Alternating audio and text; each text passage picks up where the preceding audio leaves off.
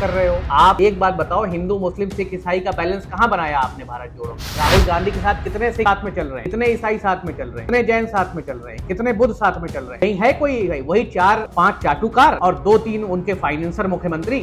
आज मैं फेल हो गया, मेरी खानदान में 7 पुश्तें अगली आने वाली कोशिश नहीं कर पाएंगी राजनीति करने की। राहुल गांधी ने हमसे कहा बैठा कि हमें 10 साल दे दीजिए, 10 साल में मैं बदल दूंगा। 10 साल बाद वो खुद बदल गए। अब 2014 आप हार गए, 2019 आप हार गए। आप एक आदमी बताइए तो बार बार इम्तिहान दे रहा, बार फेल हो रहा और बार आप उसको कह रहे नहीं आप दोबारा कोशिश करिए। यात्रा जो हो रही है वो कहाँ निकल रही है? वो तमिलनाडु में जा रही है, वो केरला में जा रही है। वहां बीजेपी से लड़ाई नहीं है। भारत जोड़ो आप तभी कर पाएंगे जब हिंदी बेल्ट में आप पावरफुल होंगे या आपकी औकात खुद 100 से ऊपर सांसद जिताने की। उत्तर प्रदेश एक देश का ऐसा राज्य है जहां से देश की राजनीति दिल्ली का रास्ता लखनऊ से होकर गुजरता है। आप शायद अगर यात्रा का शेड्यूल पढ़े तो एक बुलंद शहर को छोड़ के यात्रा पूरे उत्तर प्रदेश की किसी सीट को टच नहीं करती। अगर आप 1980 वाले मोड में जियोगे कि अभी भी कांग्रेस जो है पूरे देश में राज कर रही, तो वो दौर नहीं है। अब दौर है झुक के इज्जत देने, क्योंकि अगर इज्जत दोगे तो इज्जत मिलेगी। जो भी आदमी, भाई राहुल गांधी सांसद है ना, सांसद की खुद की तनख्वाह 1.5 लाख रुपए है। तो अगर 40 साल की टी शर्ट पहन ली, 15 साल से 20 साल से सांसद है, कौन सी बड़ी चीज हो गई भाई? ये तो बीजेपी एक मतलब थर्ड क्लास एजेंडा पे बात है। देखिए, मेरा इसमें मानना है कि बहुत अच्छी कोशिश है, मुबारकबाद के मुस्तहक है। अगर 148 दिन मुस्तकिल मिजाजी से चल पाए तो ये बड़ी बात होगी। अब इसमें देखना ये हुआ है कितने दिन तक लगातार चलते हैं, फिर कितना ब्रेक होता है, क्या होता है। दूसरी बात, जहां यात्रा हो रही है वहां कांग्रेस है नहीं। तमिलनाडु से अभी यात्रा शुरू हुई है, तमिलनाडु में चल रहे हैं। तमिलनाडु में जो पार्टी बरसरे इख्तदार है वो है डीएमके, और डीएमके वहाँ है। कांग्रेस ने वहाँ पिछली बार कुछ सीटें लड़ी थी डीएमके के साथ अलायंस में। लेकिन मेरा ये मानना है कि यात्रा वहाँ होनी चाहिए जहाँ कांग्रेस बनाम बीजेपी है, क्योंकि कांग्रेस की कमजोरी उन्हीं स्टेट्स में झलकती है। जिन जगहों पे दूसरे के कंधे पे चढ़ के आने की बात है, वहाँ तो वो उसकी ताकत से आ जाते हैं।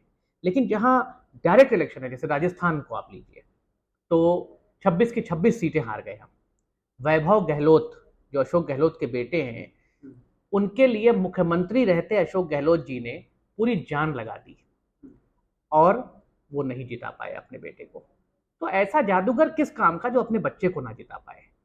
अभी एनएसयूआई का चुनाव हुआ है, जिस जगह आपकी सरकार है राजस्थान में, सुपड़ा साफ हो गया एनएसयूआई छात्र संघ के चुनाव में राजस्थान के अंदर। तो यात्रा जो हो रही है वो कहाँ निकल रही है? वो तमिलनाडु में जा रही है, वो केरला में जा रही है। वहां बीजेपी से लड़ाई नहीं है, बीजेपी से लड़ाई है हिंदी बेल्ट में। अब हिंदी बेल्ट में आप मध्य प्रदेश का रिजल्ट उठा के देखिए, आप राजस्थान का रिजल्ट उठा के देखिए, आप गुजरात का रिजल्ट उठा के देखिए, आप उत्तर प्रदेश में कांग्रेस की स्थिति देखिए। तो सुदृढ़ तो यहां स्थिति करना है। आप यात्रा लेके तमिलनाडु में निकल गए, बहुत अच्छी बात है भाई, यात्रा करिए। और भारत जोड़ो का आपने नारा दिया। देखिए, भारत जोड़ो आप तभी कर पाएंगे जब हिंदी बेल्ट में आप पावरफुल होंगे या आपकी औकात खुद 100 से ऊपर सांसद जिताने की होगी।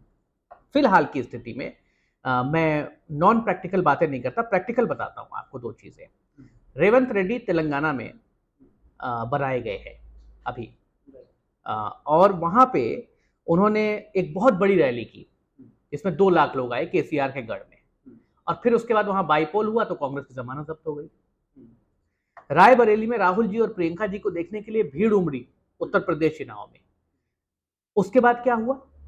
जब नतीजे आए तो रायबरेली अमेठी की खासकर सारी सीटों पे करीब करीब जमानत जब्त हो गई। तो अब सवाल ये होता है कि क्या भीड़ मानक है, क्या पीआर एक्सरसाइज मानक है, या ग्राउंड पे कोई नतीजे आएंगे? अब एक छोटा सा उदाहरण मैं देता हूं कि उत्तर प्रदेश के अंदर चुनाव हुए, मार्च में चुनाव खत्म हो गया, आज सितंबर में हम बैठे हैं, अभी तक एक अध्यक्ष बनाने में पार्टी जो है उस चीज को पूरा नहीं कर पाई। तो मैं ये समझ नहीं पा रहा हूं कि जिन जगहों पे पार्टी को अपने आप को मजबूत करना है, या जहां डायरेक्ट 1-on-1 लड़ाई में पार्टी जो है किसी और भाजपा के साथ है, उन जगहों पर मेहनत करनी चाहिए, ना कि जो है उन जगहों पे जहां पे ऑलरेडी बीजेपी की बहुत ज्यादा सीटें आने की कोई चांसेस नहीं है। चुनाव है सबसे पहले, अभी कहाँ है 2 महीने के बाद चुनाव? गुजरात और हिमाचल में। तो पहले जहां चुनाव होंगे यात्रा पहले वहां जाएगी, या पहले तमिलनाडु चली जाएगी जहां चुनाव नहीं है? दूसरी चीज, आपने कश्मीर का नाम लिया। कश्मीर में पूरी की पूरी कांग्रेस पार्टी टूट के गुलाम नबी आजाद के साथ चली गई।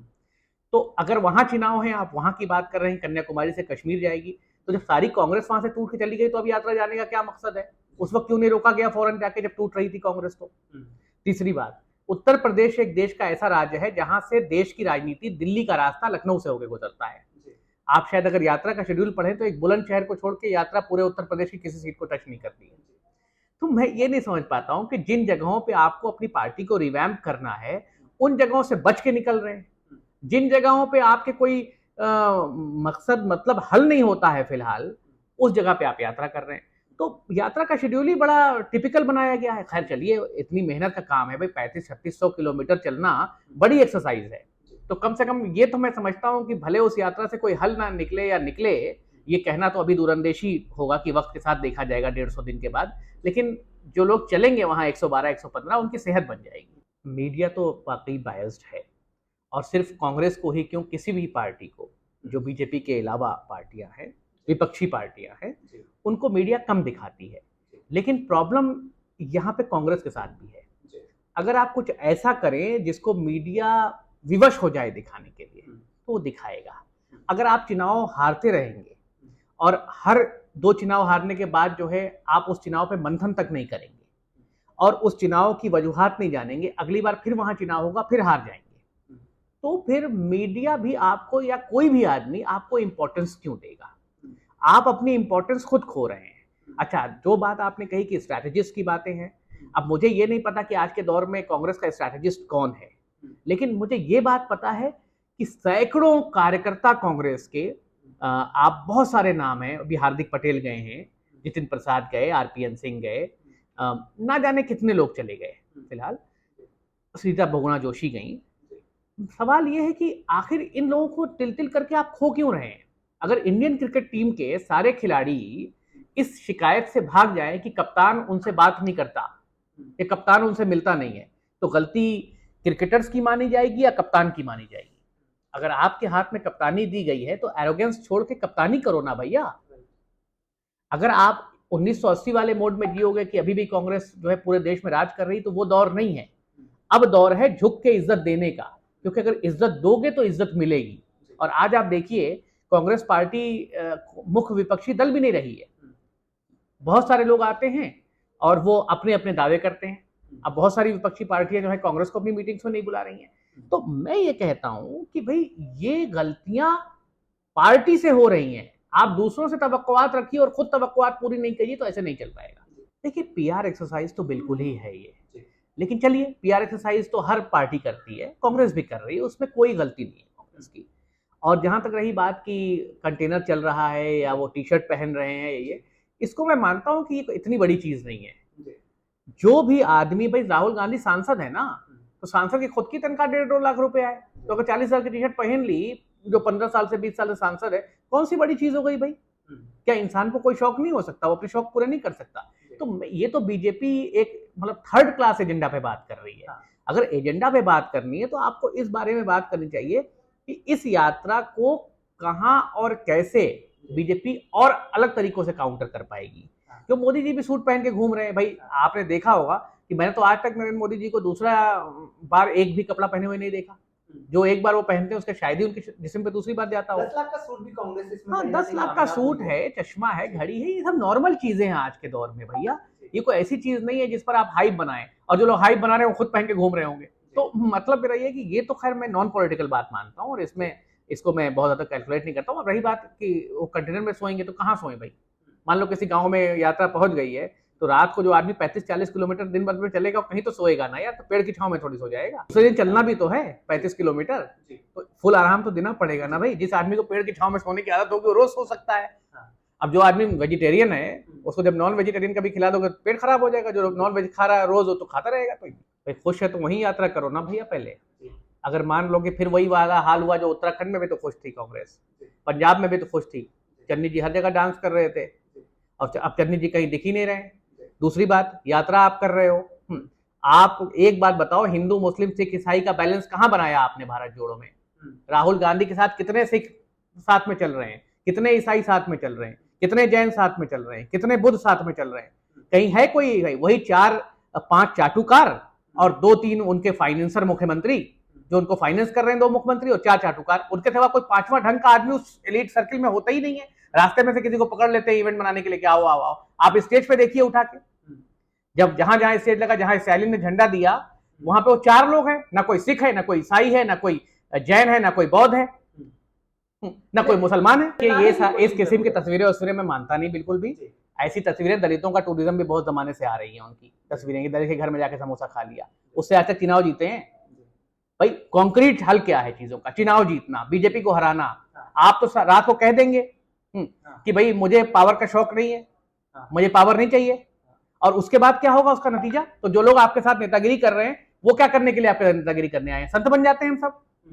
भाई अगर आपको पावर नहीं चाहिए लेकिन फिर भी आपके पास Z+ है, आपको पावर नहीं चाहिए लेकिन फिर भी आप महलनुमा मकान में रह रहे हैं तुगलक लेन पर, आपको पावर नहीं चाहिए लेकिन आप जहां जा रहे हैं वहां लोग आपको जो है वो VIP कंटेनर में सुला रहे हैं। किसी गरीब आदमी से पूछिए जिसने अपने समाज में खड़े होने की कोशिश की हो और बड़ी मुश्किल से उसको रिकॉग्नाइजेशन मिली हो, उसको तो पावर चाहिए ना। अगर उसको पावर नहीं मिली तो अपने समाज के लोगों का भला कैसे करेगा? अगर आज मैं फेल हो गया तो मेरी खानदान में 7 पुश्तें अगली आने वाली कोशिश नहीं कर पाएंगी राजनीति करने की। लेकिन आपको इस बात को समझना पड़ेगा कि मैं राहुल जी से सीधा सवाल पूछता हूं। राहुल गांधी जब सियासत में आए, मैं भी उसी के आसपास सियासत में आया। राहुल गांधी ने हमसे कहा बैठा के, मेरे पास फोटो है, मैं दिखा दूंगा, कि हमें 10 साल दे दीजिए, 10 साल में मैं बदल दूंगा। 10 साल बाद वो खुद बदल गए। अब 2014 आप हार गए, 2019 आप हार गए। आप एक आदमी बताइए जो बार बार इम्तिहान दे रहा, बार बार फेल हो रहा, और बार बार आप उसको कह रहे नहीं आप दोबारा कोशिश करिए। अरे नहीं हो रहा तो दूसरे को मौका दो। प्रियंका गांधी बेटी, उनको क्यों नहीं मौका देते आप? देखिए सिंपल सी बात है, 2024 का रास्ता यह है कि इंक्लूसिव ग्रोथ ली जाए, सारी पार्टियों को एक साथ मिलाया जाए। राहुल जी ये मत समझें कि वो प्रधानमंत्री कैंडिडेट हैं और वही बेड़ा पार लगा देंगे सबका।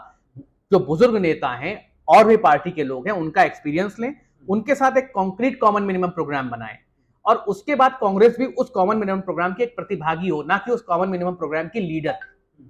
तभी हम 2024 जीत पाएंगे।